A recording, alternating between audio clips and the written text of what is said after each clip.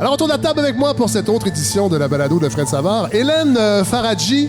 Bonjour. Vous êtes là? Oui. Les gens sont contents de vous entendre. Moi aussi, je suis contente. Godefroy Larando, bonjour. Bonjour Fred. Ça va bien?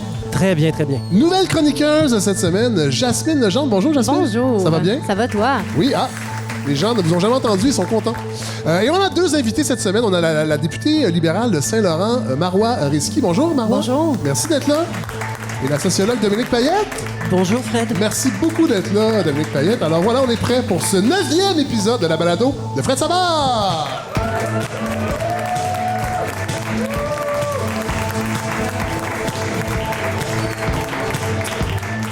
Alors bonjour tout le monde, j'espère que vous avez passé une belle semaine. Semaine qui fut intense si vous êtes encore un chrétien.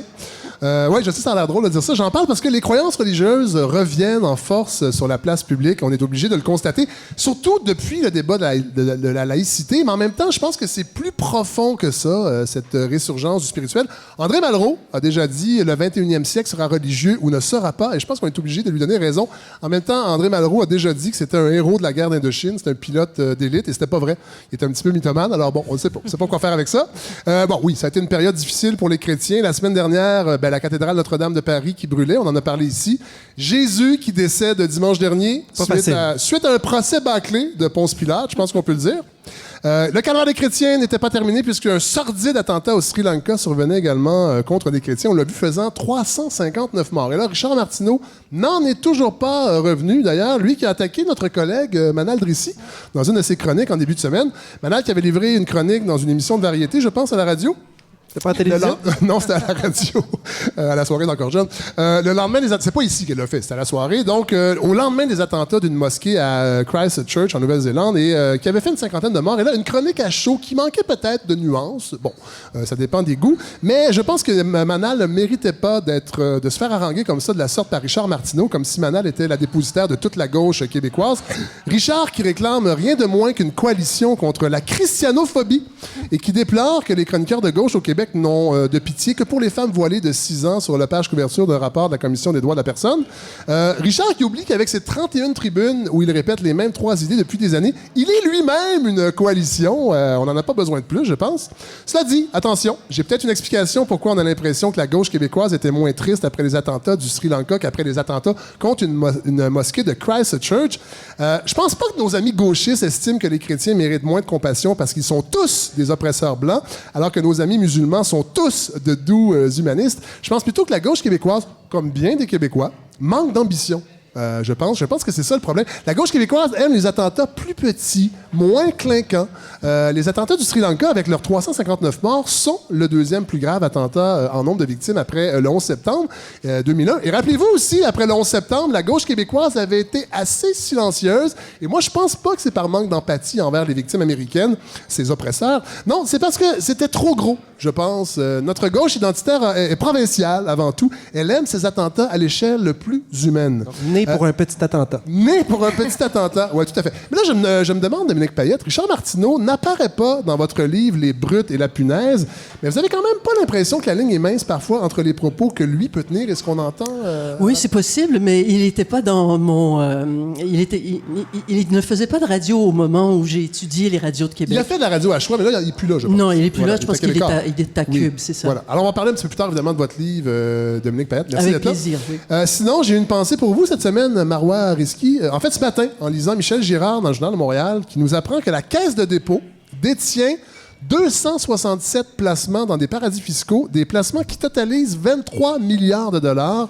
Le bas de laine des Québécois qui sent de moins en moins bon, je pense qu'on peut dire ça. Là, il y a un autre article d'Emmanuel Martinez dans le même journal qui démontrait que les entreprises canadiennes détenaient 350 milliards d'actifs dans des paradis fiscaux en 2018. Vous êtes experte en fiscalité. L'évasion fiscale, c'est un de vos chevals de bataille. Comment on va s'en sortir un jour? Là, je sais que c'est une grande question. Mais comment vous réagissez quand on publie des chiffres comme ça? Bien, honnêtement, là, c'est que j'ai l'impression que ça fait des années qu'on en parle. Puis que là, c'est comme si c'était rendu là, qu'on devait accepter. Au contraire, il va falloir que tout le monde, à un moment donné, on porte nos culottes et on dit ça suffit. Parce qu'il faut dire aussi que souvent, la Caisse des dépôts va dire que tout ça est fait dans la légalité. Parce qu'on parle eux, ils ne parlent pas de paradis fiscaux. Ils parlent de fiscalité, je pense. Avantageuse, maximale. réduite, ouais, voilà. optimisation fiscale. Mais c'est un grand problème. De toute façon, on va en parler aussi, évidemment, un petit peu plus tard. Jasmine Legendre, nouvelle collaboratrice, se projette un laboratoire. On poursuit les expériences, mais surtout, on poursuit ce désir d'entendre, moi, c'est un désir quand j'ai créé cette balado-là, d'entendre des femmes qu'on n'entend pas ailleurs. Alors, parlez-nous un peu de vous, Jasmine.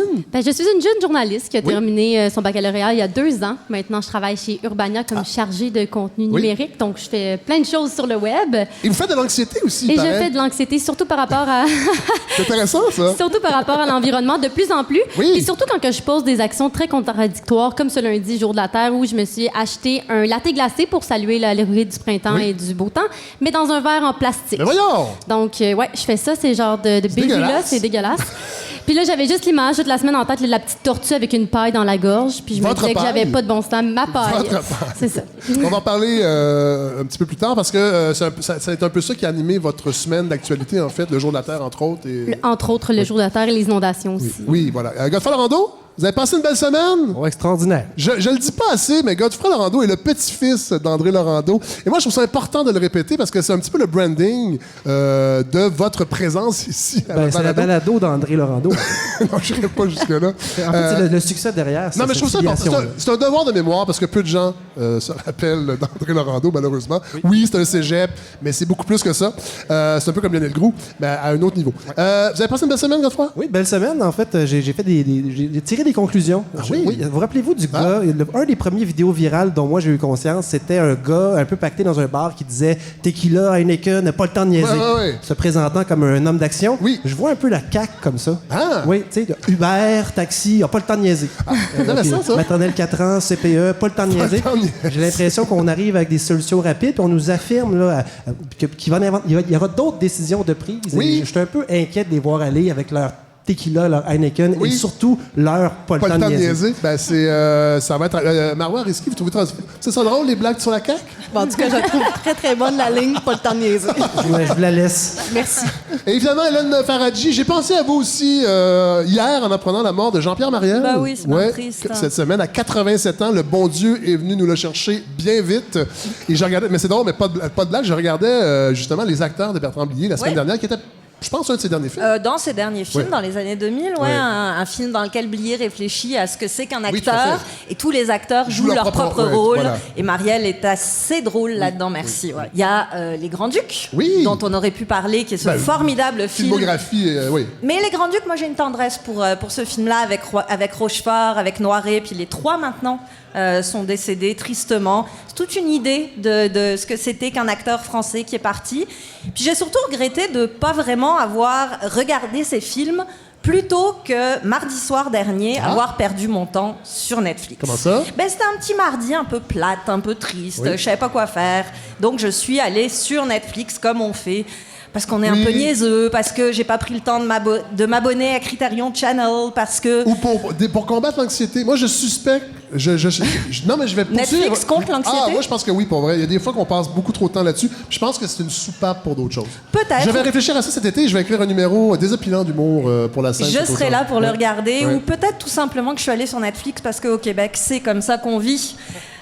Sur Netflix, je suis tombée sur une espèce d'abomination qui s'appelle Huge en France. C'est une série de 8 épisodes qui est signée Gad Elmaleh. Ah, mon Dieu! Eh oui, Ouais. Gad Elmaleh tel qu'en lui-même, ou en tout cas tel... C'est une série de gars? C'est une série de Gad avec Gad Ok. où on retrouve Gad ou alors tout ce qu'il a chippé aux autres, puisque Oui. vous avez forcément Ben oui. entendu parler de cette histoire très très moche de plagiat de la part de l'humoriste française qui a été révélée avec des preuves Ouais, mais c'est ça l'affaire. irréfutables. C'est pas juste des rumeurs. Non, là. non, C'était- c'est des preuves irréfutables à l'appui par l'internaute Copy Comic, Oui. qui est un jeune homme qui, depuis, a d'ailleurs dû faire face à une demande judiciaire pour que son identité soit révélée. Ah. Demande qui a été faite par l'avocate de Gad Elmaleh, qui, décidément, est de plus en plus sympathique Il chaque pense- jour. Hein. Gad pourrait se réfugier dans une ambassade équatorienne.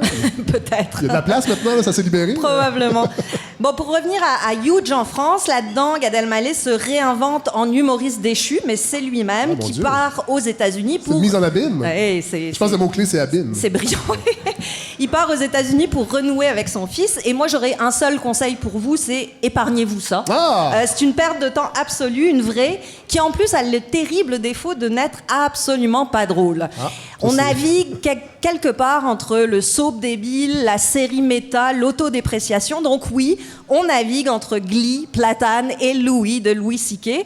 Parce qu'en fait, en regardant les 4 premiers épisodes, j'ai pas continué, hein, j'ai abandonné après 4, j'ai pas pu m'empêcher de chercher les ressemblances, les souvenirs, les clins d'œil qui étaient trop gros pour être honnête dans cette série, et je les ai trouvés très, très facilement. Alors, peut-être qu'il a imité et volé encore une fois, peut-être qu'il s'est juste inspiré d'eux, peut-être que le grand réservoir à idées de l'histoire de l'art est pas si grand et qu'on finit toujours par recycler un peu les mêmes choses. Mais ça serait étonnant en humour que le réservoir de blagues soit terminé parce qu'il n'y en a pas tant que ça des humoristes dans cette blague. Ouais, c'est ça. En fait, il n'y a pas tant de blagues drôles. Oui, ça c'est vrai. C'est peut-être plus ça. C'est vrai. Ou peut-être que tout ce qui est extérieur à cette série, c'est-à-dire l'affaire Gad Elmaleh, m'a fait me concentrer uniquement sur ça. Je dis bien peut-être parce que ce qui est ressorti de mon visionnement de ces 4 épisodes-là, c'est une grande question. Je me suis demandé, parce que je voyais bien qu'en regardant Huge en France, je cherchais surtout la petite bête du plagiat. Ouais. Je me suis demandé, est-ce que collectivement, on n'est pas en voie de rendre la lecture des œuvres d'art purement morale? Oh. Vous le savez. Vous allez là. Ah oui, je vais là. Vous le savez ou pas, mais moi, dans la vie, je suis critique de cinéma. Et avec ce métier-là, j'ai appris à lire les œuvres d'art avec différents critères. Esthétique, narratif, philosophique, des fois morale, mais c'est toujours en fonction de l'œuvre. Ouais. C'est l'œuvre qui dicte la façon dont on doit la lire, c'est pas les éléments extérieurs comme le passé du créateur, sa personnalité, ses écarts de conduite, etc. Et j'ai l'impression que c'est rendu de plus en plus difficile de faire ça. On en parlait au tout début. C'est difficile de faire abstraction. De faire abstraction. Exactement. On en parlait au début de la balado. Oui. Qu'est-ce qu'on fait avec Michael Jackson? Oui. Qu'est-ce qu'on fait avec Marcel Proust? Oui. Qu'est-ce qu'on fait de ces œuvres qui deviennent forcément teintées par des choses qui ne les concernent pas tant que ça? Oui. Tout ce qui est extérieur. Bon, dans le cas de Huge en France, c'est mauvais de l'intérieur, donc il n'y a pas vraiment de problème à se faire. Mais la question mérite vraiment d'être posée. D'autant plus que sort ce vendredi 26 avril en salle un documentaire qui est signé Hélène Choquette. Oui. Et qui invite... On va recevoir d'ailleurs Hélène Choquette le 9 mai. Et on aura certainement beaucoup de choses à lui dire parce que c'est un documentaire qui pose énormément de questions. Ça s'appelle Lepage au soleil. Oui. Juste en disant Lepage, j'ai l'impression d'ouvrir une boîte de Pandore. Ce suprémaciste blanc. Je me sens mal. Un autre. Ça va sortir à la Cinémathèque, au Beaubien, au Cinéma du Musée, au Clap à Québec. Pour tous ceux qui n'auront pas la chance de pouvoir le voir dans ces endroits-là, il semblerait qu'une diffusion télé soit prévue, mais on ne sait pas encore quand.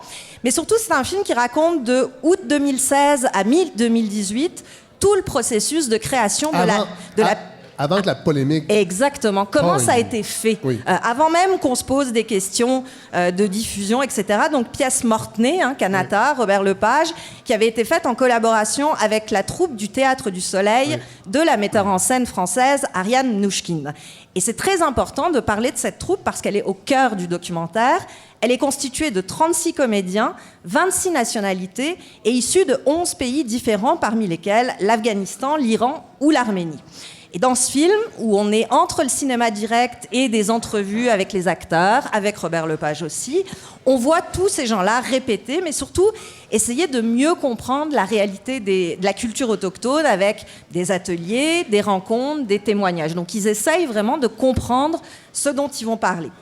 Comme vous le disiez, on est en amont de la tempête. Oui. On est vraiment dans le processus de création. Et ce qu'on voit, c'est des choses très émouvantes, comme des comédiens afghans qui reconnaissent la toponymie géographique de leur pays dans les montagnes de Banff, où ils vont faire un stage.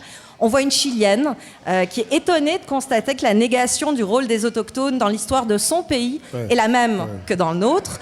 On voit un Arménien qui parle de son grand-père placé dans un orphelinat après le génocide.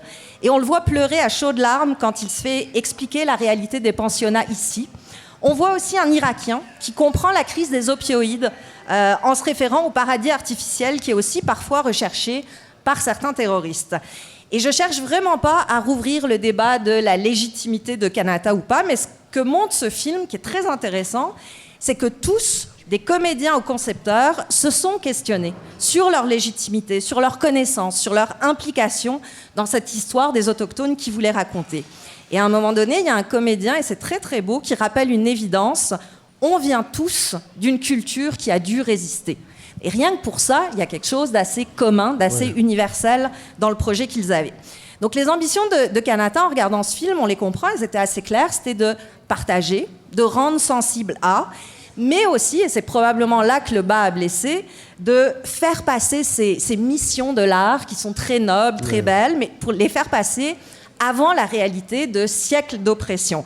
En fait, du côté de Robert Lepage et de sa troupe, on s'est placé du point de vue de l'art. Ouais. Donc, cette idée que l'art peut être noble, peut transcender les blessures, que surtout, ça peut être une véritable expérience collective qui nous réunit tous. Mais du côté des protestataires, qui se sont exprimés juste avant que la pièce puisse être montrée, et d'ailleurs, du côté des protestataires, a émané cette idée qui est très belle et très importante, rien sur nous sans nous, qui va probablement guider plusieurs créations dans l'avenir. Mais de leur côté, on était plus du côté moral. Et je dis pas moral dans le sens jugement de valeur, moral dans le sens éthique. Le problème de Kanata, c'est pas que ces deux visions-là se soient opposées, c'est qu'on a choisi d'annuler les représentations au Québec et en France. On en a présenté une version incroyablement raccourci. C'est une pièce qui devait durer 3 actes. Oui, c'est ça. Et finalement, on n'en a présenté qu'un en France. Donc, en fait, ce qu'on a fait, c'est qu'on a ouvert un débat dans lequel tout le monde a crié, mais personne s'est réellement parlé, personne s'est réellement écouté. On rappelle dans le film que au mois de juillet 2018, il y a quelque chose comme 900 articles de presse qui sont sortis sur Kanata, alors que personne n'avait vu la pièce. C'est fou, ça. Et la conclusion de tout ça, c'est justement ce dont je vous parlais, c'est cette nouvelle primauté d'une lecture morale des œuvres. En fait, c'est qu'on se concentre tellement sur tous les à côté, quels qu'ils soient, qu'on oublie complètement de laisser parler l'œuvre en premier lieu. Nous avons une sociologue autour de la table, profitons-en. Comment vous avez... j'imagine que vous n'avez pas eu la chance de voir le film d'Hélène Choquette? Non, je n'ai pas vu le film, mais je le trouve intéressant et la description qu'en fait Hélène est vraiment intéressante et remarquable. Qu'est-ce que ça vous dit, vous, en tant que sociologue? Est-ce que ces deux visions qui vont toujours s'affronter, est-ce qu'on va être capable de trouver une façon de faire accorder ces deux visions-là? Moi, d'une manière générale, je trouve que les sociétés se divisent de plus en plus pour toutes sortes de raisons, ne serait-ce que parce qu'on participe plus ensemble à regarder un téléjournal à la même heure, puis qu'on n'en parle pas le lendemain matin autour de la machine à café. Cette espèce de tronc commun culturel... Qui est en train de disparaître. Et je pense aussi que politiquement, les sociétés se radicalisent. Tout à l'heure, vous parliez des chrétiens, mais je pense que les chrétiens reviennent aussi devant la scène, parce que les religions sont redevenues importantes. Mais je pense qu'on s'en va vraiment vers des polarisations qui, moi, m'inquiètent. Je trouve que on a besoin, comme société, de se rapprocher. Il y a des choses qu'on ne peut pas faire seul et qu'on doit faire ensemble. Tout à fait. Moi, j'aimerais quand même prendre un guess pour conclure. Là, écoutez, je sais pas, peut-être que je m'avance trop, mais peut-être qu'en revenant au cœur des choses, c'est-à-dire ce que les œuvres d'art ont à dire, tout simplement, pas en se préoccupant de tout ce qui les entoure et qui fait beaucoup d'écume, peut-être qu'on pourrait enfin entendre quelque chose. Et c'est tout le mal que j'ai envie de nous souhaiter à tous. Merci beaucoup, Hélène Faradji.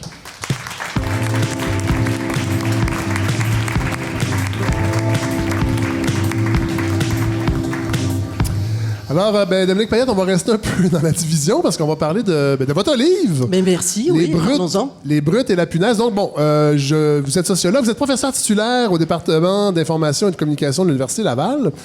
Et ce livre-là... Et c'est une deuxième carrière parce que j'ai aussi 32 ans de radio. Oui, tout à fait. À Radio-Canada, entre autres. Oui, à Radio-Canada ou à Télé-Québec. Ah, voilà. Donc, et d'ailleurs, quand vous êtes arrivé avant le début de l'épisode, Godefroy a reconnu votre voix. Vous étiez, entre autres, animatrice de 275 Allo. Oui, quand j'ai quitté Radio-Canada, c'est ce que je faisais. Ouais. Cette émission qui malheureusement a disparu, qui était extrêmement importante.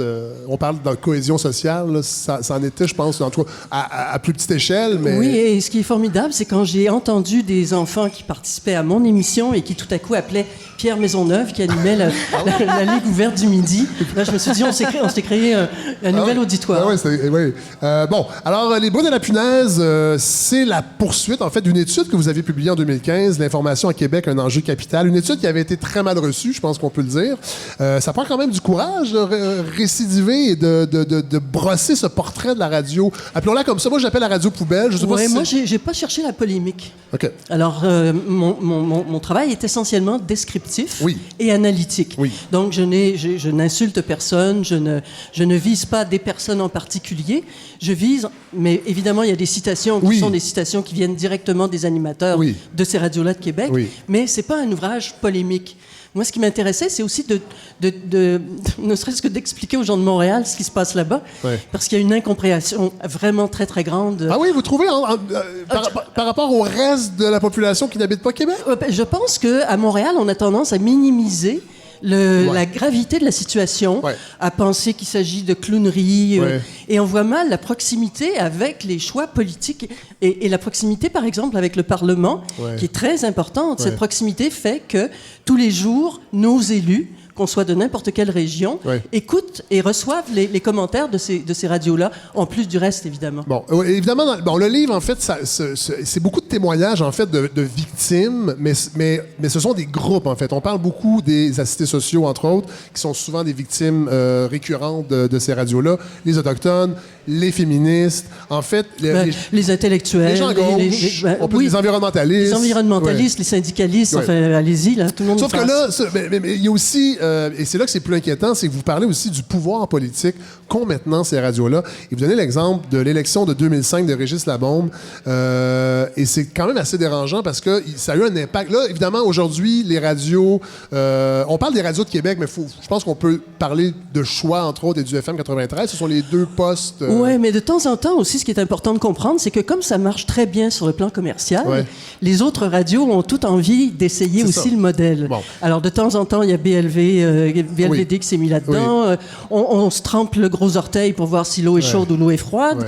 Et finalement, ces animateurs sont interchangeables. Alors, vous pouvez les entendre sur Choix, comme vous pouviez les entendre à BLVD, ce qui était le cas d'André Arthur aussi l'année dernière. Et ils ont le pouvoir, parce que vous dites dans le livre que Régis Labombe, il le recevait comme quelqu'un qui était déjà élu, alors que la campagne n'était pas terminée.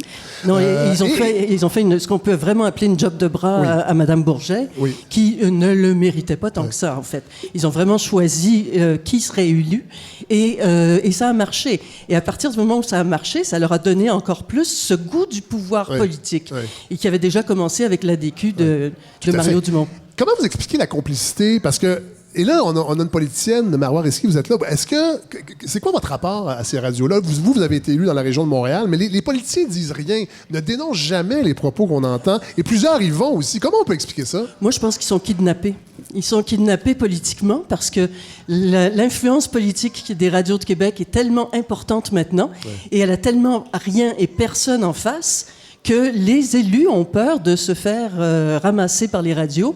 Et c'est très, très difficile de se faire ramasser par ces radios-là.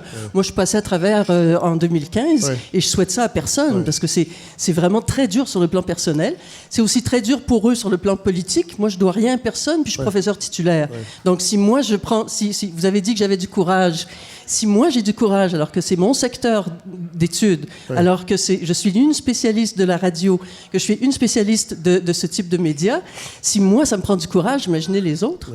Mais Marois, vous, votre rapport quand vous entendez ces choses-là, là, en tant que politicienne? Ben moi, à titre de courage, écoutez, j'ai fait la lutte contre les paradis fiscaux. J'étais impliquée dans le dossier des Panama Papers, Paradise Papers, mais le plus gros, KPMG. Et si vous pensez qu'ils vont silencieusement KPMG, vous vous trompez. Alors, moi, la Radio de Québec, quand ils ont commencé à me dépeindre comme la fille, la radicale de gauche... Là, ils vous ont dépeint comme ça? Au début, avant même que je sois élue à Saint-Laurent, ils m'ont jamais reçu, mais selon ce qu'eux voyaient dans mes propos, c'est que j'étais une radicale de gauche. Et tellement qu'en donné, j'ai même entendu Mme Biron à Radio-Canada, qui est aussi sur la colline parlementaire, dit « Mme Risky, c'est une fille de gauche. » J'étais bien, elle m'a jamais passé en entrevue, elle n'a pas vu aucun de mes travaux. Je sais, faire la lutte contre les paradis fiscaux, c'est une radicale de gauche, j'en suis. Parfait, je l'assume. Bon, mais en même temps, Fred, finalement, tout ce qui est à gauche de l'extrême droite est à gauche. Tout à fait. Tout à fait. On parlait tantôt de... En fait, je trouvais que vous avez du courage. D'ailleurs, vous avez été interpellé. Je vais vous offrir un petit extrait de Jeff Fillion qui parle de vous. Vous avez une coalition. Vous semblez bien organisé. Vous avez les gens de Québec solidaire. Vous avez une partie du Parti québécois. Vous avez donc Mme Payette qui, maintenant, a les pieds dans les deux. Là. 5 millions de dollars, je quitte Choix et toute la bande FM pour le marché du Québec.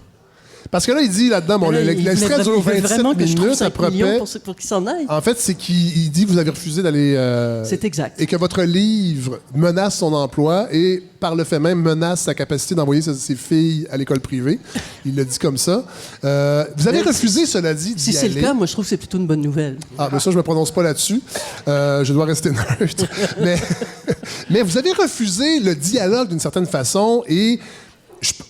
Expliquez un peu votre position par rapport à ça, parce que lui, il dit que vous avez refusé complètement d'aller, et lui respecte ses invités, et il trouve que vous auriez dû vous asseoir avec lui pour en discuter. Oui, j'ai refusé, en fait, ne serait-ce que par souci de cohérence. Avant d'aller plus loin, je vous pose la question, parce que la semaine dernière, on était à Gatineau, et le maire de Gatineau, Maxime Pedneau-Jobin, refuse également, depuis un an, et vous en parlez dans votre livre, de donner des entrevues à Roch Cholette. Lui, il fait la part des choses parce qu'il n'y a pas de radio, c'est pas répandu dans la région de Gatineau, ce type de radio-là. C'est un seul animateur, Roch Cholette, mais il fait la même chose. Dans le fond, il refuse le dialogue.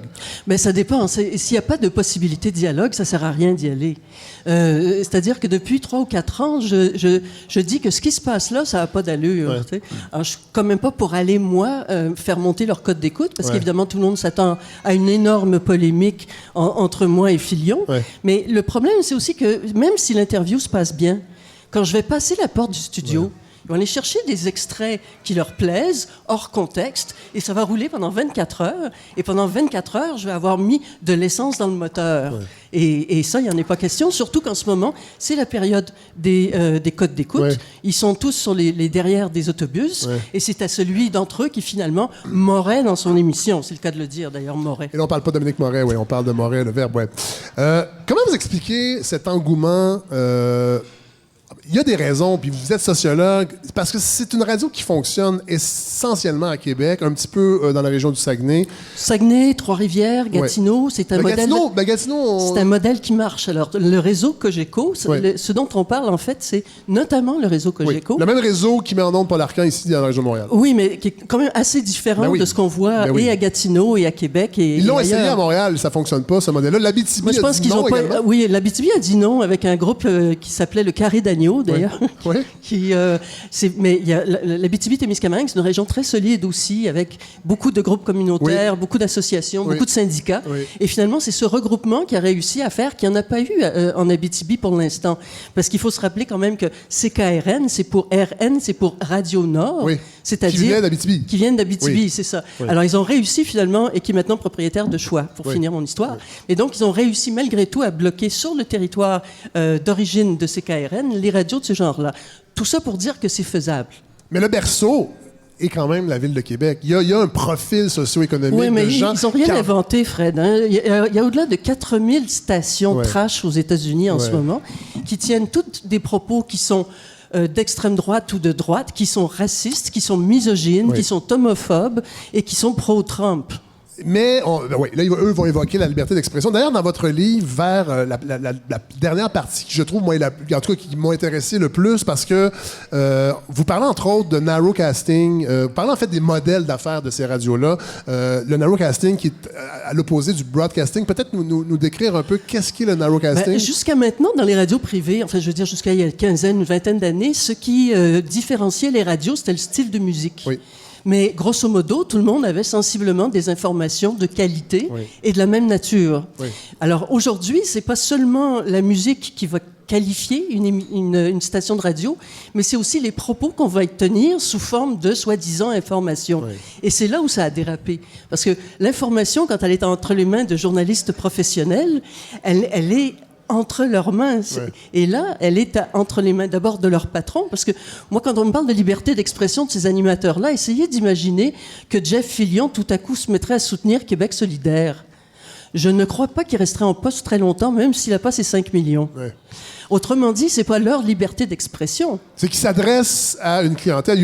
La liberté d'expression, c'est le propriétaire qui l'a. Ouais. C'est le propriétaire de la station qui, en fait, embauche ces personnes-là et qui tiennent tout un discours qui fait l'affaire de leur propriétaire. Et moi, ce que je questionne, c'est est-ce qu'en démocratie, c'est normal que quelqu'un qui a beaucoup d'argent au point de pouvoir s'acheter une station de radio ait la liberté de m'imposer son point de vue comme ils le font sous forme de propagande? Et ma réponse, c'est non. Sauf qu'eux vont dire que vous n'avez qu'à changer de poste. Oui, mais... C'est l'argument, en fait. Bien sûr. Et aussi, je pense qu'il faut le dire, au-delà des dérapages, c'est qu'il doit y avoir un fond dans leurs propos qui rejoint réellement une clientèle et que c'est pas juste de la propagande. Non, mais comme le fait la publicité, la propagande, finalement, ce qu'elle fait, c'est qu'elle est extrêmement insidieuse. Il y a évidemment personne à Québec qui va jamais dire j'ai voté pour un tel parce que je suis un fan de Jeff Fillion. Ouais. Mais par exemple, personne va dire j'ai acheté telle marque de voiture parce que j'ai succombé à la publicité. Ouais. Personne va dire ça non plus, parce qu'on veut être libre de ses propres choix.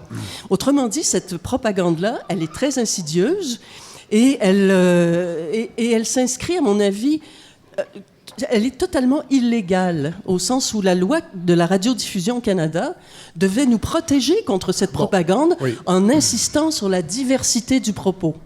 D'ailleurs, vous parlez dans votre livre aussi, vers la fin du livre, vous parlez un peu de l'origine de ce type de radio-là, et vous parlez de la Fairness Doctrine qui a été instaurée aux États-Unis en 1949. Moi, je trouve ça vraiment intéressant parce que cette règle obligeait... Là, si on veut fairness, c'est dans le sens d'équité. Oui, c'est ça. Cette règle obligeait les stations de radio de donner, en fait, autant... en fait, d'exposer... Les différents points de vue sur une question. Voilà, et de ne pas être une seule. Bon, et ça a été instauré en 1949. Ça a été aboli. D'ailleurs, grâce à cette Fairness Doctrine, les États-Unis ont sévi, en fait, l'organisme a sévi, qui est un peu le CRTC américain, sur une radio dans le Mississippi en 1969, qui était farouchement opposé. En fait, qui était opposé à la lutte des Noirs. Et ils ont suspendu la licence parce que c'était un discours qui était dangereux. Cette Fairness Doctrine a été abolie en 1987.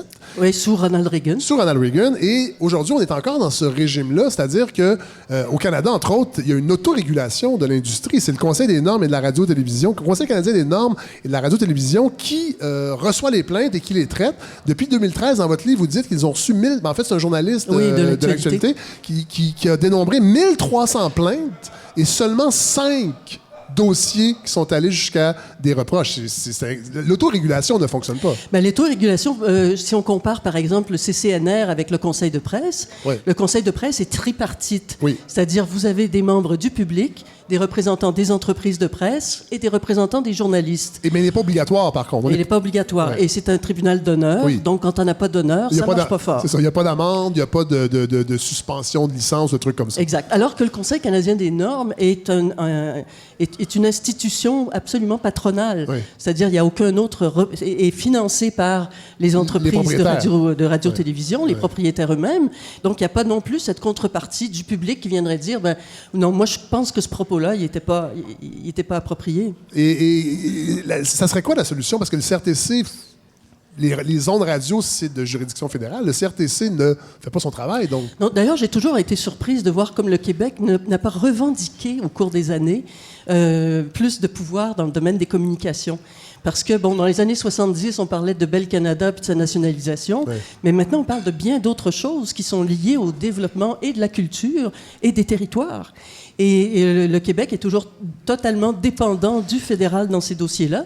Et le CRTC, qui me semble complètement assis sur la loi qu'il est supposé administrer, est, à mon avis, au premier chef responsable de la situation. Vous savez que les Québécois ont dit non 2 fois pendant un référendum. Peut-être que c'était trop leur demander aussi de vouloir contrôler un peu tout ce qui est le domaine de la communication. Je termine avec une question... Pendant 6 ans, moi, j'ai fait partie de la soirée d'Encore Jeune. Et Fred, juste avant, je voudrais juste... Il y a une question à laquelle je n'ai pas fini de répondre. Allez-y. Vous m'avez demandé cette explication. Si vous n'aimez pas ça, changez de poste. Oui. Alors, il faut bien savoir que les ondes hertziennes sur lesquelles nous diffusons, les radios diffusent, c'est notre propriété collective. C'est public. Ah oui.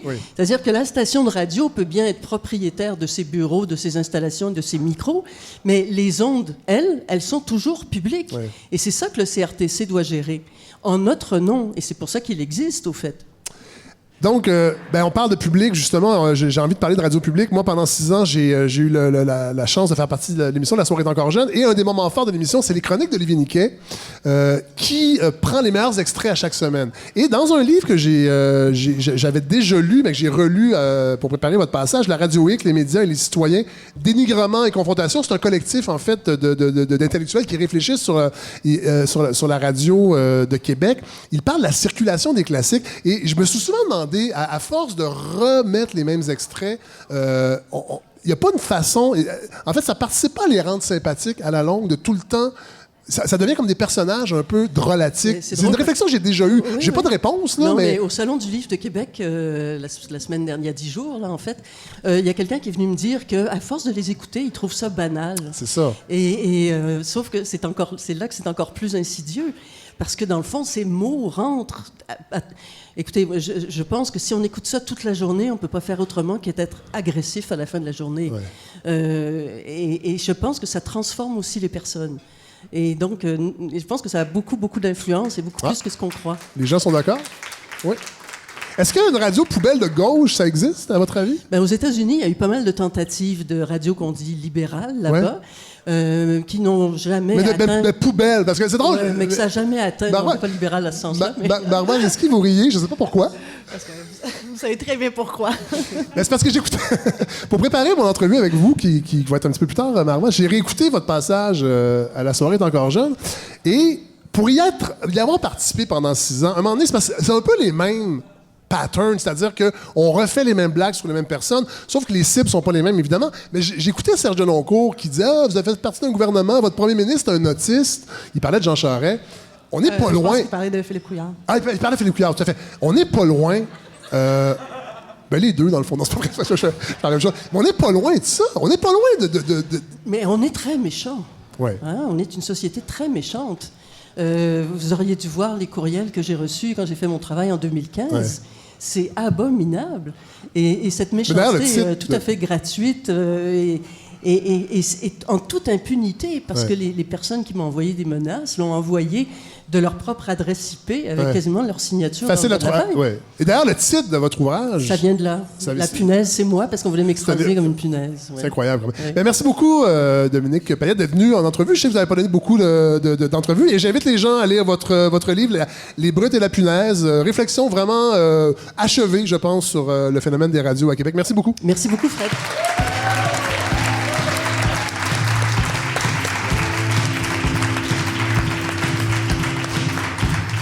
Alors, Jasmine Legendre, j'espère que votre anxiété va un petit peu mieux depuis le début de cet épisode. Ça se calme, mais je viens de me rappeler que je suis arrivée en voiture tantôt. Donc... Ben oui, mais c'est plein de contradictions. Qu'est-ce qui se passe? Je sais pas. C'est un peu mon mode de vie. J'essaie de plus en plus de me conscientiser, mais malheureusement, j'ai pas encore réussi à 100% à devenir une personne exemplaire.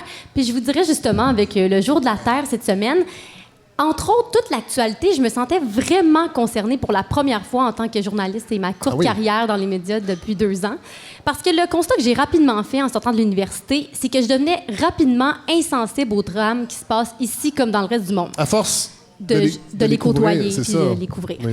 Ma première job dans les médias, justement, c'était de lire toutes les dépêches d'agences de l'AFP puis de la presse canadienne, puis de décider s'ils allaient en ligne ou non. Fait que je me suis souvent posé la question à savoir, est-ce qu'il y a assez de morts dans cet attentat en Syrie pour que ça se mérite une place sur le site Web? Ah ouais. Ou est-ce que ce naufrage de ce bateau de migrants a fait assez de victimes pour pouvoir être publié? Puis la réponse à ces questions-là, malheureusement, c'était souvent non. Puis là, j'ai l'air d'une vraie sans-cœur. J'aurais aimé savoir ça avant de vous offrir cette tribune, Jasmine. J'ai l'air d'une vraie sans-cœur, mais quand on voit les chiffres des gens qui consultent ces nouvelles-là, on se rend compte que j'étais pas la seule, justement, à ne pas leur porter assez d'attention. Puis, bref, je pensais que j'étais désensibilisée par l'actualité jusqu'à cette semaine. On dirait que le karma m'a rattrapée. Puis vous en parliez la semaine passée, Fred, avec le maire de Gatineau, Maxime Pedneau-Jobin. Les inondations sont particulièrement importantes cette année. Oui. Il y a des centaines de Gatineaux sinistrés, 300 en ce moment, puis ça monte d'heure en heure. Mais la crue des eaux frappe aussi d'autres régions du Québec, dont celle où habite ma famille, Chaudière-Appalaches. Puis, c'est pour ça qu'on en parle. C'est pour ça qu'on en parle. C'est ça, je dis toute l'actualité cette semaine. Ça me vient me toucher, puis je me rends compte que je devrais peut-être un petit peu plus porter attention aux drames que vivent les autres gens à travers le monde et pas juste les miens. Oui. Mais cette semaine, c'est plus vers moi. Oui. Donc, c'est comme ça que dimanche matin, j'ai reçu une vidéo de mon père qui me montrait tous les 2 chalets familiaux complètement... 2 chalets? 2 chalets familiaux. Mon Dieu, ça va bien? Mais à l'année longue... Là, je sens les gens sont vraiment là, beaucoup d'empathie pour votre famille. Non, c'est ça. J'espère qu'ils vont sauver les 2 chalets. Mais il faut préciser, par contre, qu'ils vivent à l'année longue, mon oncle et ma tante, respectivement, dans chacun des 2 chalets. C'est juste qu'ils sont dans la famille depuis plusieurs dizaines d'années. Fait que c'est pour ça qu'on appelle ça les 2 chalets familiaux. C'est une petite blagounette. Mais c'est sûr qu'on s'entend que quand on compare ça aux 350 personnes qui sont mortes la même journée au Sri Lanka, ben, je me sens un peu moins triste d'avoir perdu 2 chalets familiaux. Mais bref, dans la vidéo, on voit ma tante qui est en bottes de pluie tenter de se rendre à son domicile puis dire « c'est fini ». Si on me donne l'argent pour, ben, je m'en vais de ma maison. Puis ça, je pense que c'est c'est nouveau, ça. C'est nouveau, c'est ça. Mais pour bien des gens. C'est ça, c'est un constat que plusieurs se sont rendus compte cette semaine que sont tannés de vivre des inondations, puis que ça va se répéter d'année en année avec les changements climatiques. Puis on s'entend qu'il faudrait quand même que le gouvernement donne un bon montant d'argent pour que ces personnes-là quittent leur domicile. Mais on a parlé de 200 000, je pense. Exactement. Jusqu'à 200 000 pour démolir ou déménager votre maison. Mais sinon, si vous voulez rester sur place, on vous couvre jusqu'à 50 de la valeur à neuf de votre maison, mais jusqu'à un plafond de 100 000 $. Donc, on souhaite aux sinistrés de ne pas s'être construit un manoir sur un sol inondable, parce que sinon, leur investissement va être très peu rentable. Puis ça, pendant que les citoyens voient peu à peu leur compte en banque s'effriter en perdant leur maison, mais on a aussi des politiciens comme Justin Trudeau qui se promènent en bottes de pluie sur les sols inondés pour lancer des phrases comme « Le gouvernement devrait commencer à penser à comment s'adapter au changement climatique », tout ça au conditionnel. Évidemment. Incroyable. Puis il a aussi aidé à fermer, par contre, 2-3 sacs de sable qui servent de digue actuellement. Sans tacher sa belle chemise. Ça, c'est impressionnant quand même. Oui, quand même. Mais les bottes de pluie, hein, ça se sent juste... peut-être les pantalons un peu de terre dans le bas, mais c'est ça. Mais je sais pas pour vous, mais moi, quand je regarde des nouvelles comme ça, j'ai toujours un petit sourire en coin parce que je me demande si les politiciens, ils pensent vraiment que ça change quelque chose d'enfiler leurs bottes de pluie puis d'aller nouer 2-3 sacs de sable. Je pense que non. C'est ça. Puis ça, c'est un peu comme la ministre de la Santé, Danielle McCann, cette semaine, qui a planté un arbre pour la Journée de la Terre devant l'hôpital St. Mary's à Montréal. Puis à la place de parler des actions qu'allait prendre son gouvernement pour contrer les changements climatiques, ben, elle a incité les citoyens à poser des actions individuelles comme elle. Planter des arbres un peu partout. Exactement. On sait qu'en milieu urbain, les arbres, ça pousse bien en plus. Puis exactement, ça pousse très bien en face d'un hôpital. Là, pour planter un arbre, est-ce qu'il faut absolument des caméras? Ben oui, il faut, parce que sinon tu l'as pas fait. Ben en fait, des caméras en forme de pelle. Mais en même temps, vous vous rappelez quand le maire Doré était resté chez lui au lieu d'aller voir des... En 87. En 87, au lieu d'aller visiter des personnes qui étaient inondées. Tout à fait. Il a porté ça très, très longtemps, Tout politiquement. à fait. Vous avez raison, c'est vrai. Mais je pense que la Côte-Berry avait de l'eau à moitié. C'était incroyable. C'était une grosse inondation. Puis le boulevard des Caries qui était plein, ça flottait. Ben, dans tous les cas, on va toujours critiquer les politiciens. Ben oui. Ça fait partie de la game. Ben oui. Mais il y a le gouvernement Kakis qui a dit qu'il pourrait jouer un rôle, mais on est toujours dans le conditionnel, le pourrait, parce qu'il fallait d'abord qu'individuellement, on change nos habitudes. Mais ils ont raison qu'il faut qu'individuellement, on fasse quelque chose, mais tous les experts s'entendent pour dire que c'est collectivement qu'on va faire une différence, parce que le problème est systémique. Oui. Puis quand on parle d'action, là, on parle pas de planter un arbre devant un hôpital, on parle plus d'investir dans des technologies puis des industries vertes. Oui, parce que c'est le modèle économique aussi qui est remis en question. Exactement. Et qu'on a de la difficulté à faire ça. Ben, le capitalisme, on a de la misère à investir dans des industries vertes parce que ça coûte cher, ça coûte cher au gouvernement. Donc, on demande aux citoyens, ben, plantez des arbres sur votre terrain. Sur votre hôpital. Sur votre hôpital. Puis quand vous partez en voyage, ben, compenser votre empreinte carbone. Oui. Mais nous, on est un peu immunisés. Mais est-ce que vous pensez que la population... Et là, Marois Risky, je me tourne vers vous. Est-ce que, politiquement, là... Des fois, je me demande si les politiciens n'en parlent pas plus, parce que c'est pas rentable politiquement de parler d'environnement de façon concrète.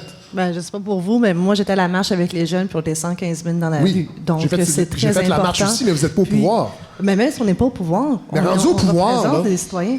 Mais tantôt, j'écoutais dire est-ce que c'est important d'être sur le terrain? Moi, j'y étais. Est-ce que dans Saint-Laurent, j'ai aussi un petit quartier-ville? Oui, c'est vrai. Ils sont inondés. C'est vrai. Puis ils veulent savoir est-ce qu'on est là pour entendre, puis comprendre aussi la situation. Alors, il faut être sur place pour aussi comprendre que c'est pas un investissement leur maison, c'est leur maison. Oui. Et ça fait des années qu'eux n'ont pas eu de crue des eaux. Puis là, tout à coup, ça arrive. Et dans les changements climatiques, si je peux me permettre pour les politiciens, c'est important d'être cohérent. Moi, d'une part, au niveau fédéral, s'ils veulent jouer la carte verte, parfait, jouez-la comme il faut, mais n'allez pas nationaliser un pipeline par la suite. Mais au niveau provincial, au Québec, on ne peut pas avoir un gouvernement qui dit « Ah oui, c'est tellement une priorité qu'on n'en a jamais parlé », puis dire « J'avais planté un arbre, ça ne va rien faire ». Il faut avoir des questions beaucoup plus sérieuses, mais avoir aussi un plan de transition énergétique. Bien, on n'a pas encore avec le gouvernement actuel, mais ce n'est pas uniquement les gouvernements. Il y a aussi toutes les partis d'opposition qui ont pris très au sérieux cette question. Mais je suis aussi porte-parole en matière d'éducation. Puis l'éco-anxiété que vous parlez tantôt, les jeunes m'en parlent aussi. Oui. Et les jeunes, les nouvelles générations sont porteurs de ce dossier, mais aussi avec les aînés. Parce que justement, à la marche, moi, je voyais des grands-parents avec leurs petits-enfants marcher. Ben oui, tout à fait. Il y a un autre sujet d'actualité, outre ma crise d'éco-anxiété cette semaine, qui m'a touchée. Puis c'est pas juste cette semaine, c'est la crise du logement qu'on vit actuellement à Montréal. Qui est de retour. Qui est de retour, parce qu'on l'avait eu en 2002.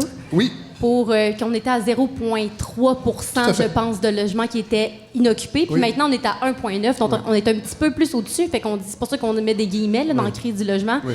Mais c'est littéralement, je sais pas pour vous autour de la table, la moitié de mes amis Facebook qui cherchent un 4,5 ensoleillé pas cher entre les stations Sherbrooke et Jarry. Oui. Puis chaque fois que je vais c'est exigeant aussi d'avoir absolument un appartement pas loin de la ligne orange. Exact. C'est une génération exigeante. On est exigeant.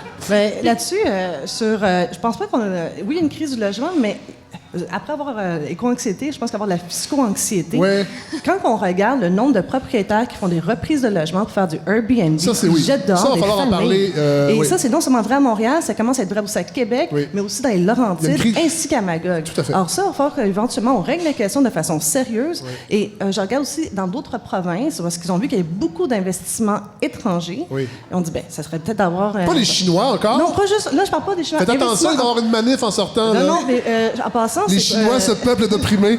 Mais il y a même des gens, des locataires, qui louent 2 logements puis qui en mettent un sur Airbnb pour faire de l'argent et payer leur premier logement où ils habitent au quotidien. Tout à fait. Mais pour les investissements étrangers, c'est pas uniquement asiatique. Il y a de tout. Oui. Mais au Québec, on n'a même pas encore fait l'étude de savoir qui sont les acheteurs étrangers. Alors, une première étape, c'est de collecter les données, puis par la suite, si on doit les... Ce que d'autres grandes villes canadiennes ont fait. Oui, l'Ontario et ainsi que la Colombie-Britannique. Il y a même des règlements, genre des surtaxes. Oui, ils ont passé une taxe de 15 pour les investisseurs étrangers qui sont non résidents. Donc, si par exemple, vous avez juste envie de faire de l'argent, mais que vous n'habitez pas le territoire, la priorité, c'est de s'assurer que, nos familles qui habitent ici, eux, peuvent se loger. Tout à fait. Vous êtes en campagne, Marois Risky, on dirait? Je suis toujours en campagne. Ça va être ça peut-être pour plusieurs années aussi avec le Parti libéral, mais on en reparlera tantôt. Vas-y, Jasmine. Donc, c'est ça. En ce moment, je soupire beaucoup à entendre aussi toutes les annonces ou à voir les annonces où est-ce que c'est inscrit échange seulement ou swap only. Ouais. Ou mon ami aussi qui vit dans son 4,5 à 500$ qui me dit à quel point c'est cher l'appart que je m'apprête à signer en pleine crise du logement. Bref, si vous ne vivez pas dans une grotte depuis le mois de janvier, vous avez sûrement réalisé que Montréal vit quelque chose qu'on n'a pas vu depuis 2002. Oui. Parce qu'il faudrait qu'au moins 3% des logements soient inoccupés pour qu'on soit dans un marché qui est dit plus stable. Puis là, hier matin, j'ai eu un autre constat quand même assez dramatique. Je suis l'une des causes de la crise du logement. Puis moi, je dis que je suis une des causes parce que dans les 10 dernières années, le salaire des Montréalais a augmenté de 28 %, mais le prix des 3,5 de seulement 18 %. Ça fait qu'il est donc plus facile financièrement de choisir l'option de vivre seul. Puis ça, c'est moi. En juillet prochain, j'ai pris cette décision-là, malheureusement. Moi et 51 % des locataires qui vivent seuls au Québec, contre 41 % dans le reste du Canada. Donc, on est un petit peu fini l'amour, peut-être. C'est ça, puis on est un petit peu plus princesse dans notre confort. La vraie crise, c'est la crise de l'amour. Puis de l'individualisme, peut-être aussi. L'important, c'est l'émotion, Fred. Oui. Donc, encore une fois, cette semaine, après mon café glacé dans un cup en plastique, mais je me suis sentie coupable de ne pas faire preuve de plus d'engouement devant les causes que je défends habituellement. Bref, je lance quand même un appel à tous. Je suis à la recherche d'un ou d'une partenaire de vie, peut-être pour trouver l'amour, qui voudrait partager mon 3,5 ensoleillé, se situant pas près d'un métro, mais à distance de bus de la ligne orange en juillet. Peut-être que ça va aider à me déculpabiliser. Merci beaucoup, Jasmine Legendre.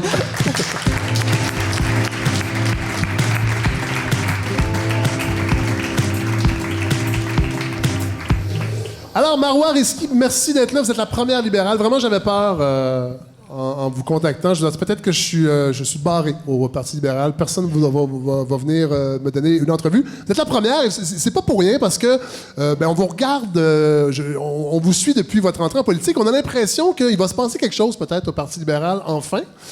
Donc, vous êtes avocat de formation et fiscaliste, député de la circonscription de Saint-Laurent à l'Assemblée nationale depuis 2018. Et là, il faut le dire, depuis la victoire de la CAQ cet automne, on parle beaucoup de la crise au PQ. Jean-François Léger est venu, c'était un de nos premiers invités. Mais on oublie de dire que le PLQ aussi vit la même débandade. En fait, pire défaite de son histoire lors des dernières élections, confiné à Montréal, ou à peu près. Un Québécois francophone sur 10 a voté pour le PLQ. En fait, c'est très peu. 4e dans 33 circonscriptions et derrière Québec solidaire dans 43 circonscriptions. C'est quand même une bonne débandade. Vous avez été très dur envers Philippe Couillard au lendemain de la défaite. Vous avez un peu remis en question sa stratégie. Est-ce que vous maintenez votre diagnostic aujourd'hui? Bien, c'était pas au lendemain de la défaite, ça a été quelques semaines par la suite parce que moi, j'ai eu une réflexion et je me suis promenée un petit peu partout et j'ai aussi fait campagne sur le terrain. Oui. Et c'était pas une critique frontale, c'était de dire... Quand on regarde les choses comme il faut, est-ce qu'on est allé trop vite, trop fort? Est-ce qu'on a fait mal? Avec l'austérité. Oui, puis est-ce qu'on a fait mal à des Québécois? Puis si quelqu'un ose dire non, bien, personne peut-être qu'elle vit dans un autre univers, mais pas dans le même que le mien. Mais vous êtes la seule au Parti libéral à avoir ce discours-là, parce que pendant que ces coupures-là étaient effectuées, on parlait de c'est pour rassainir les finances publiques, on agissait en bon père de famille, une expression, moi, que je trouve qu'on devrait cesser d'utiliser, qui est très patriarcale, entre autres, mais vous êtes la seule. Puis on a l'impression qu'au Parti libéral, c'est difficile de débattre. Est-ce que ça a changé? Parce que ça fait pas longtemps que vous êtes là, mais c'est un parti qui, depuis plusieurs années, on a l'impression qu'il y a un consensus un peu fin.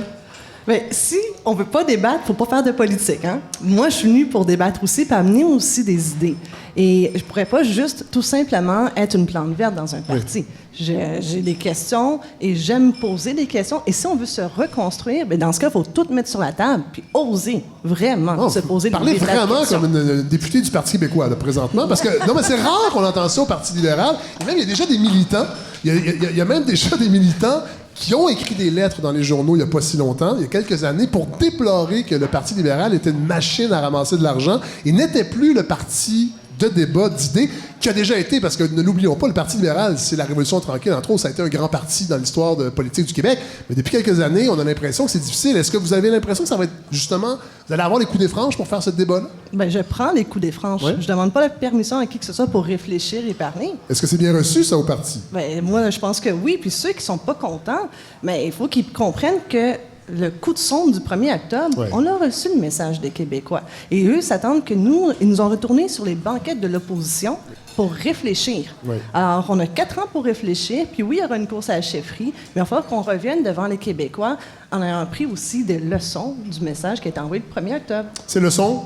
Bien, moi, je pense que là-dessus, au niveau, par exemple, il y a plusieurs affaires, mais ce que j'avais mentionné qui était rendu public, là, c'est notamment sur comment on a géré les finances publiques. Est-ce qu'on est allé trop vite, trop fort? Est-ce qu'on aurait dû mieux protéger notre filet de sécurité sociale? Moi, je pense que oui. Et qu'on doit redevenir aussi ce parti qui est un parti d'idées. Et j'ai aussi critiqué, évidemment, la plateforme électorale, parce que c'est pas vrai qu'à la deuxième journée d'élection, la meilleure chose qu'on peut offrir aux Québécois, c'est une deuxième carte d'assurance maladie. Ça, c'est des affaires que tu fais quand tu es déjà au gouvernement. Après ça, tu arrives avec des grands enjeux de société et il fallait parler vraiment comment on est capable de faire amener le Québec d'aujourd'hui pour 2030, 2035, comment qu'on voit l'avenir et quelles sont les actions qu'on prend aujourd'hui pour se rendre à destination. Pendant longtemps, le Parti libéral a compté sur une clientèle qui était quand même assez acquise, les communautés culturelles et les anglophones. Et là, on l'a vu avec Québec solidaire, sa position sur la laïcité, qui a décidé aussi de courtiser, je pense, cette même base-là. Et ça, c'est nouveau pour le Parti libéral d'avoir un concurrent direct, surtout que vous êtes 2 partis fédéralistes. Comment vous allez faire? On n'est pas 2 partis fédéralistes. Oui, Québec solidaire, c'est un parti fédéraliste. Québec solidaire sont indépendants. Oui, quand ça fait leur affaire.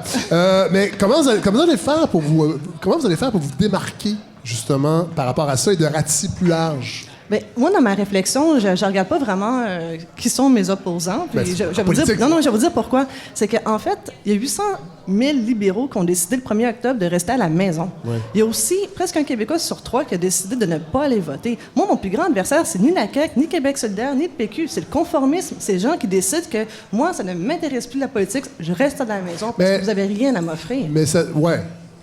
Ben, est-ce que vous pensez que c'est ça? Parce que moi, je suis de ces personnes. Moi, je suis pas allé voter dans les élections parce que moi, j'attends la réforme du mode de scrutin. Moi, je trouve que, présentement, le mode de scrutin ne permet pas d'exprimer le vote comme je pense qu'il devrait être. Bien, bonne nouvelle, M. Savard. C'est moi qui ai dit qu'il fallait ramener ça au caucus et qu'il fallait en parler. Bon, mais ça, tous les partis le font dans l'opposition. Rendus au pouvoir, évidemment, sont très peu enclins à changer un système qu'ils ont favorisé. Cette fois-ci, je pense que les gens vont être surpris. Les discussions sont déjà entamées. Parce que le Parti libéral, c'est celui qui s'est fait tirer l'oreille pour signer l'espèce d'entente de tous les partis qui voulaient faire la réforme du mode de scrutin. Le Parti libéral, c'est surtout celui qui a initié la discussion. Là, maintenant, il faut vraiment tout le monde être sur la table des négociations parce que tout le monde est pour une réforme de scrutin. Mais quand on arrive dans les détails de comment on va s'assurer que le poids de vote de chaque Québécois va être reflété, là-dessus, le PQ tire d'un côté, Québec solidaire tire d'un autre côté et la CAQ aussi. On l'a dit au début de cet épisode, l'évasion fiscale, c'est votre cheval de bataille. Je pense que c'est important d'en parler. Moi, je trouve que c'est le problème numéro 1 qui devrait occuper, entre autres, la gauche. Ça devrait être leur fixation. Et on semble pas comprendre les dommages réels de l'évasion fiscale, parce que j'ai l'impression qu'on est dans une espèce de pensée collective où plus on sauve d'impôts, plus c'est cool, et les entreprises font la même chose, puis c'est correct. On n'a pas l'air de mesurer. Je parlais au début, 353 milliards, c'est de l'argent des entreprises qui planquent dans des cachettes qui n'est pas remis dans l'actualité. Comment on peut faire pour que les gens comprennent exactement l'ampleur du problème? Bien, premièrement, il faut que tout le monde sache qu'on est capable d'agir localement. Il y a plusieurs personnes qui essaient de nous faire croire que non, ça prend une action concertée, internationale, tous les pays ensemble, main dans la main. Oui. Archi faux. On doit agir d'abord. OK, mais concrètement, qu'est-ce qu'on peut faire localement? Concrètement, au Québec, moi, j'avais écrit le projet de loi 997 qui était pour, en fait, s'assurer que toute la fiscalité numérique soit assujettie aux taxes et aux impôts du Québec. Donc, les Netflix de ce monde, Amazon, toutes ces grandes compagnies-là, transnationales. Oui, je vous donne un exemple vraiment concret. Prenons Netflix. Les abonnements de Netflix, l'argent que tout le monde paye, c'est pas imposé ici au Québec. Là. Ça part d'un paradis fiscaux. Il n'y a pas un sou. C'est ça. Pays-Bas, pardon. Il n'y a pas $1 qui est collecté en matière de recettes ici au Québec. Oui. Quand on regarde les recettes des sponsorisées sur Facebook, pas $1 d'impôt là-dessus, ça part d'un paradis fiscal. Comment on peut faire? On dit à Facebook, on envoie une lettre à Facebook, cela suffit, donnez-nous nos impôts? Aussi simple que ça, la France l'a fait, ils ont changé leur loi. Et l'Union européenne ont été de tergiverser, puis on dit ça suffit, vous allez payer vos impôts. On change d'abord nos lois, et par la suite, on regarde aussi nos conventions fiscales. Ça pourrait aussi nous aider si le gouvernement fédéral arrêtait de signer des ententes fiscales avec les paradis fiscaux. Oui, tout à fait. Ils sont complices. Oui, là-dessus, absolument. On n'arrête pas de leur dire arrêtez. Et je vous dis, là, il y a des pays qui ont mis le Canada sur la liste des paradis fiscaux. Parce que c'est rendu qu'on est rendu des complices des îles Caïmans. Pour les minières, entre autres, le Canada est un paradis pour les minières. Donc, si un jour vous devenez, vous devenez première ministre du Québec... On jase. Bon.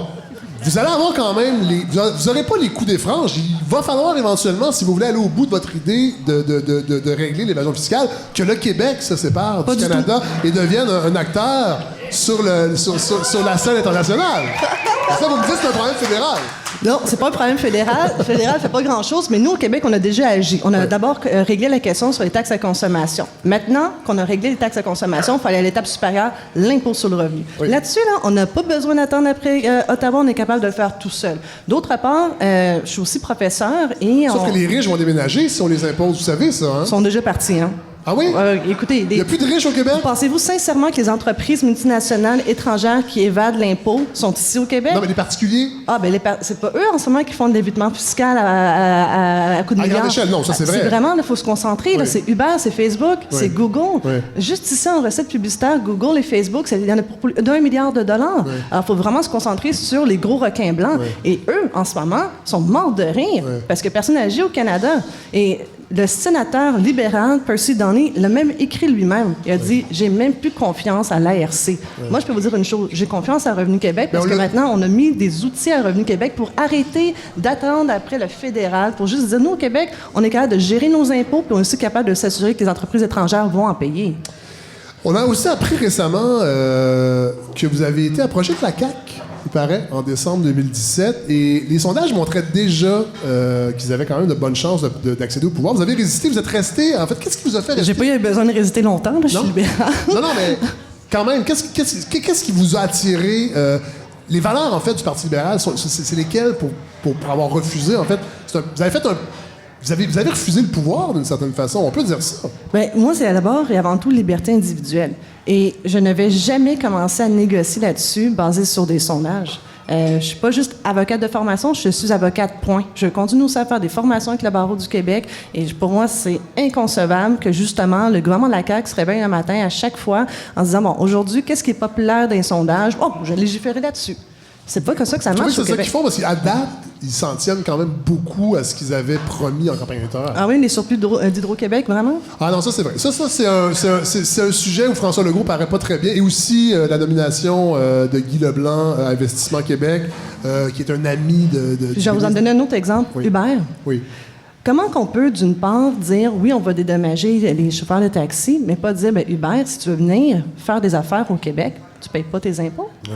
Moi, en fait, Uber aurait dû dédommager les chauffeurs de taxi parce que c'est eux qui ont changé complètement la donne. Il y a il y a environ 20 de redevances que Uber collecte sur chacune des courses de taxi. Ce 20 % est aussi transféré vers les Pays-Bas, vers un paradis fiscal. Alors là-dessus, moi, toutes les entreprises sont les bienvenues ici, mais ils vont payer leurs impôts. Je termine avec, en fait, vous avez dit que vous êtes intéressé à la chefferie du PLQ. Vous n'êtes pas officiellement dans la course. Je pense que la course n'est pas entamée encore. On va voir les règles. Mais vous avez quand même dit, vous avez quand même dit que ça vous intéressait. Pour l'instant, il y a vous et Dominique Anglade qui semblent intéressés également. On sait déjà qu'André Fortin et Pierre Moreau se sont désistés. Est-ce que le PLQ est prêt, à votre avis, pour avoir une femme à sa tête? Oui, écoutez, on a déjà maintenant une directrice générale qui est femme. On a la présidente du caucus, c'est une femme. La whip de notre parti, c'est une femme. Puis on est majoritairement femmes dans notre caucus. Quand ça va mal, c'est les femmes qui s'en occupent, avez-vous remarqué? Pardon? J'ai dit, quand ça va mal, c'est les femmes qui s'en occupent. Ben oui, vous avez raison. Non, mais c'est une excellente...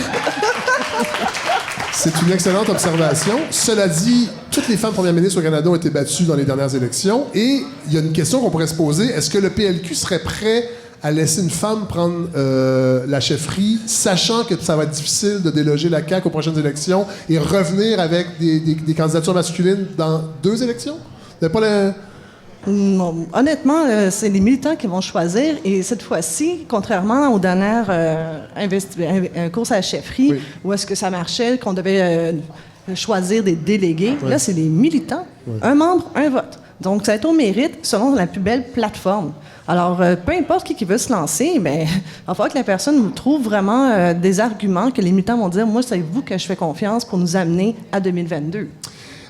Marois Risky, merci d'avoir brisé la glace. Vous êtes la première libérale à être venue s'asseoir à la balado de Frais Savard. On vous souhaite bonne chance pour la suite de votre carrière politique. On va suivre ça de très près.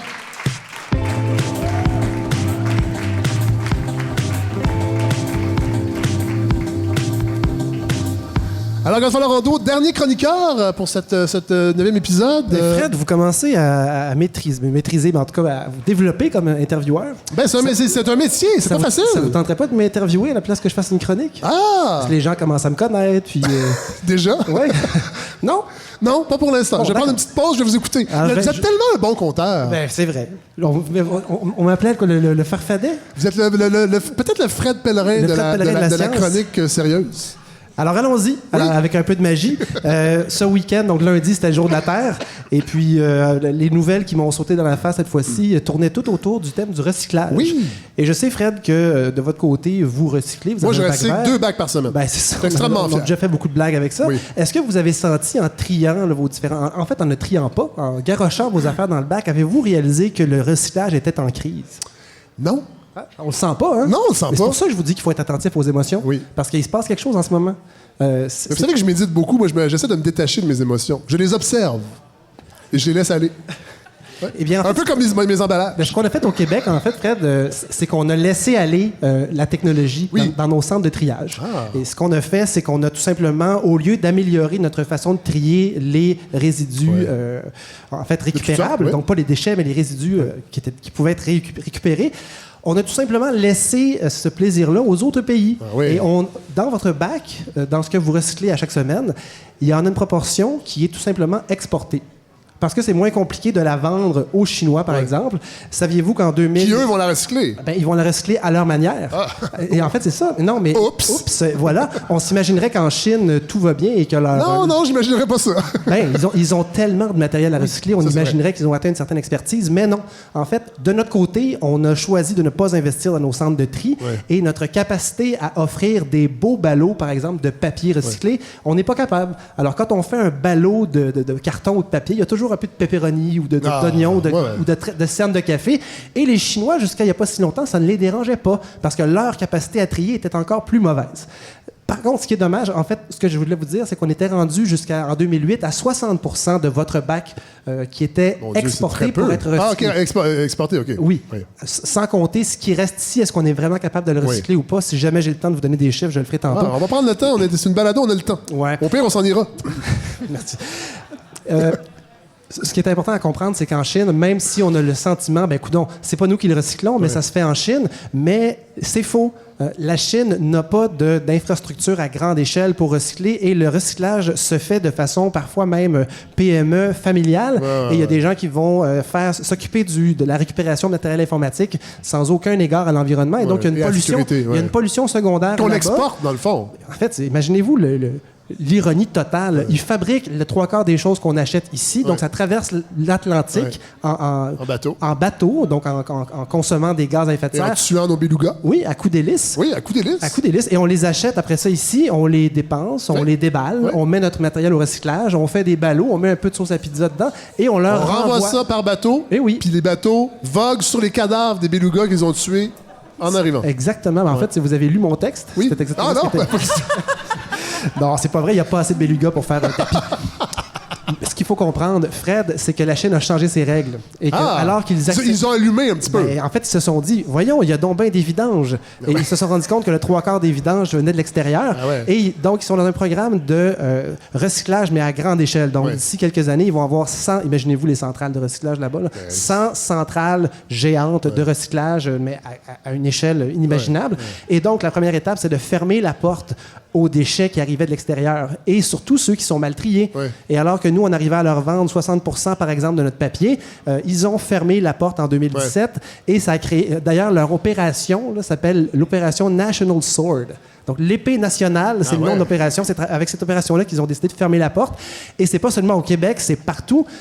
On n'arrive plus à écouler une immense partie de nos produits qu'on recyclait, qu'on espérait voir recycler en Chine. Et il y a des villes partout dans le monde, en Amérique en particulier, qui ne recyclent plus.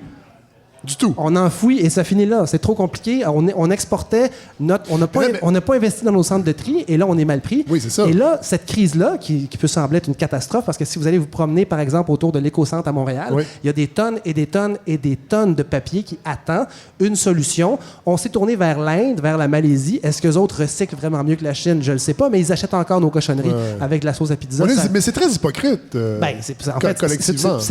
Si on veut régler le problème de la planète, c'est pas la façon de le faire. Non. La façon de le faire, c'est l'économie circulaire, c'est-à-dire d'arrêter d'intégrer du matériel neuf dans ce qu'on construit.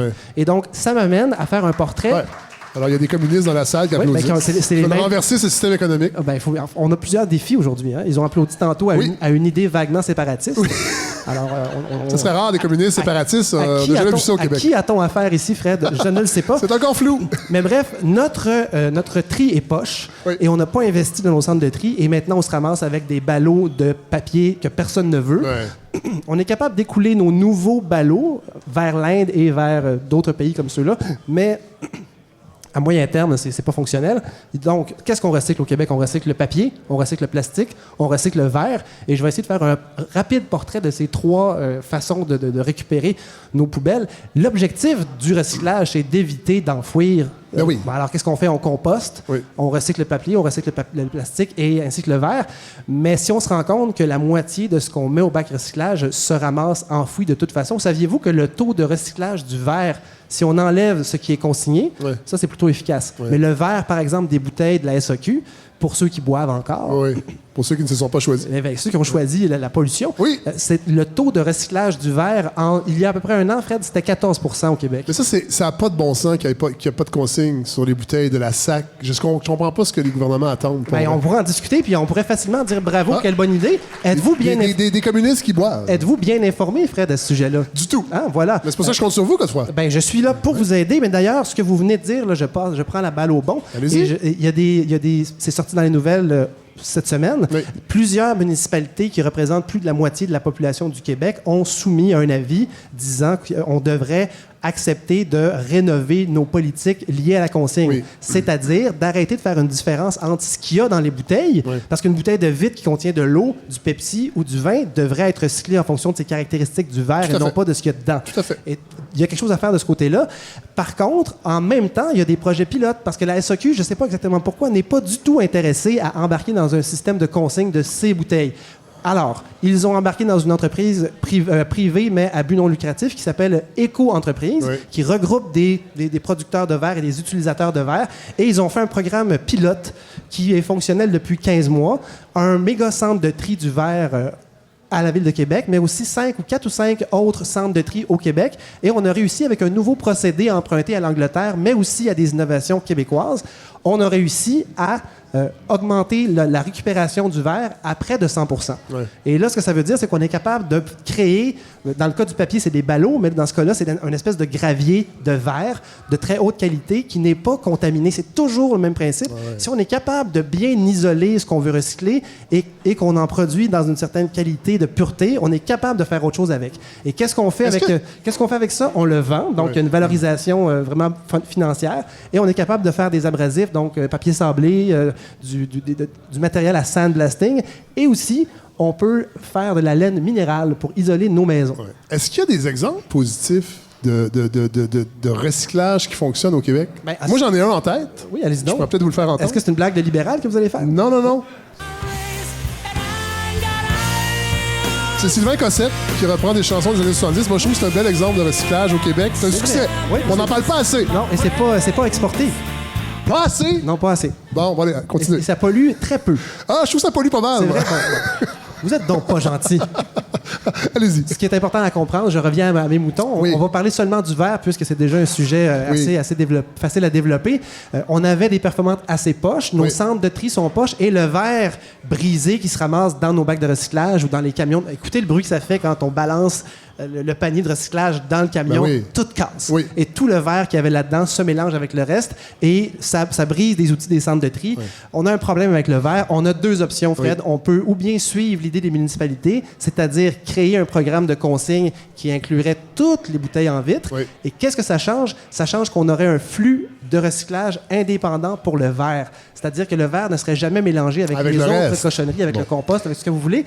Et tout ça va permettre une chose que la technologie dont je parlais tantôt, exploitée à Québec, ne pourrait pas permettre, c'est-à-dire une économie circulaire. Si on récupère le verre avec un procédé qui purifie le verre assez pour qu'on le mette dans le papier sablé, dans la laine minérale dont je parlais tantôt, ce verre-là qui est maintenant utilisé ne pourra plus jamais être recyclé. C'est fini. Une fois que tu as fait ton papier sablé, ça s'en va aux poubelles après. Tandis que si on avait un flux uniquement pour le verre, ben dans ce cas-là, on pourrait récupérer la vitre, refaire d'autres bouteilles, et le verre n'est pas contaminé. La ville de...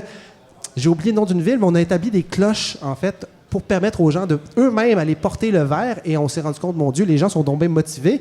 C'est des tonnes de verre qu'on récupère et le verre est purifié, il n'est pas du tout sale. Donc, on arrive à faire des produits, on arrive à faire d'autres verres. Je comprends même pas qu'on n'ait pas ça partout, que ce soit obligatoire au Québec. J'ai peur que la CAQ arrive avec une solution rapide. Pour vrai. Pour vrai. Oui. Et en fait, c'est-à-dire boire plus. Ils vont dire buvez plus. On a le choix. Toutes les communautés sont d'accord. Donc, allons-y pour la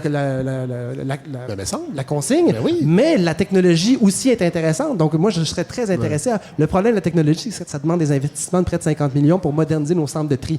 J'aurais pu aussi vous raconter l'histoire du papier. Dans un contexte de... On le sait, l'environnement, ça devrait être notre priorité avec l'évasion fiscale. Je veux dire, 50 millions, c'est pas grand-chose pour améliorer la façon qu'on recycle nos matières.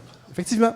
Et il y a des compagnies qui, en fait, le fait qu'on a une crise en ce moment a généré... oblige les gens à réfléchir. La créativité arrive. Ceux qui ont vu la météorite tomber il y a 60 millions d'années, ils ont été créatifs. Il y a des gens qui ont vu ça comme une crise. Oui. Et ils sont morts. Oui, c'est vrai, les dinosaures. Mais il y en a d'autres, les mammifères, qui sont devenus créatifs. Oui, c'est vrai. Qui se sont reproduits principalement sans mourir. Ça a été un avantage qu'ils ont eu.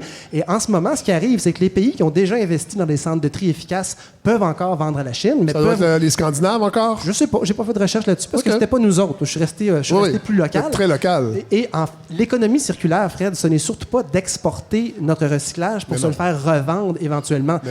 C'est circulaire aussi, mais d'une mauvaise façon. L'ultime économie circulaire, savez-vous ce que ça pourrait être? Et j'ai entendu ça dans un podcast. De ne pas générer de déchets. Le moins possible. Oui. La Ville de Montréal vient de sortir aujourd'hui dans le journal de jeudi. Ils vont proposer des changements de règlement en 2020. Si vous allez au parc Jarry, en théorie, il ne devrait plus y avoir un amoncellement de gobelets et de tasses et d'ustensiles à usage unique autour et dans les poubelles parce que ça ne sera plus légal. Bon. Donc, ce serait une bonne nouvelle pour une ville comme Montréal. Il y en a partout. Et un des principaux problèmes... On va t'applaudir. Séparatistes, communistes... Là, j'espère. Ça veut dire qu'il y aura des policiers qui vont cesser de se cacher à côté des pistes cyclables pour donner des tickets aux cyclistes et qui vont aller dans les parcs pour sévir contre la pollution? Est-ce que j'irais jusqu'à dire que vous êtes de mauvaise foi? Oui.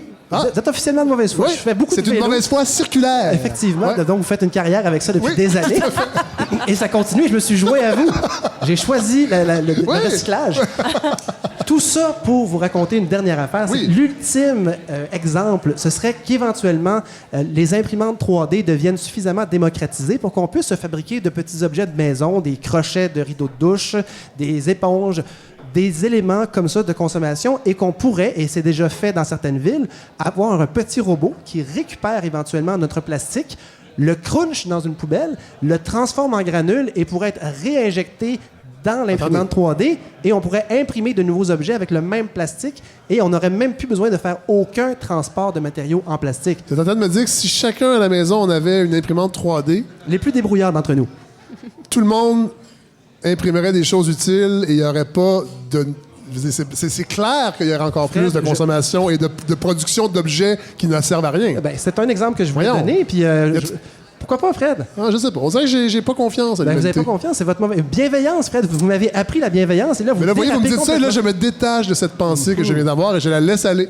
Dans le troisième monde de Platon. Un dernier petit mot, Fred, sur l'économie circulaire. Il y a une compagnie de Montréal, ou en fait autour de Montréal, j'oublie, elle s'appelle Loop Industries. Oui. Ils sont un peu partout dans les médias. On en parlait dans le Devoir. C'est une superbe histoire. Oui. Eux autres, ce qu'ils ont trouvé comme façon, c'est une manière de récupérer le plastique, de le faire fondre et de le retransformer en granules de plastique, mais qui ont les mêmes caractéristiques qu'un plastique vierge. Oui. Et le problème du plastique, normalement, c'est qu'il perd des caractéristiques plus on le recycle, plus on n'arrive pas à faire des produits de qualité. Et ce qui risque d'arriver, c'est que des compagnies comme PepsiCo s'équipent avec leurs équipements et mettre une étiquette. Si jamais un jour vous voyez sur une étiquette l'étiquette Loop avec une flèche, ce que ça veut dire, c'est qu'en théorie, ces bouteilles-là ou tout ce matériel pourrait être recyclé et réinjecté dans l'économie sans jamais aller puiser dans du matériel neuf, ce qui est quand même un gage d'avenir. Donc, est-ce que cette crise est une raison de pleurer ou de faire de l'éco-anxiété? Je ne crois pas, Fred. C'est plutôt... Puis d'ailleurs, on a déjà passé une partie de la montagne. La crise majeure était il y a quelques mois. Les projets pilotes pour réagir à cette crise arrivent à terme. Et la Ville de Montréal est en ce moment même en train de proposer des modifications à son plan de gestion des matières résiduelles. J'ai l'impression qu'on est dans une nouvelle ère. Peut-être que cette crise aura en fait été un électrochoc. Ah, ben merci Godefroy, vous êtes un marchand d'espoir. Merci à Steve Boivin également à la captation. Merci à Jean-Nicolas Raymond qui m'a donné un coup de main à la recherche. N'hésitez pas à nous écrire et à commenter ce que vous entendez sur la page Facebook de la balado de Fred Savard. Si vous voulez assister à un épisode, vous réservez vos places sur eventbrite.ca. Vous cherchez balado de Fred Savard et les événements vont être là. Merci Dominique Payette. Marois Risky, merci d'être venu à cet épisode. Vraiment, je suis très heureux. On lit votre livre, Dominique, Les Brutes et la Punaise. On vous suit. Marois, bonne semaine tout le monde. La semaine prochaine, on est à Val d'Or. Grosse sortie en Abitibi. J'ai tellement hâte de sortir. Bonne semaine.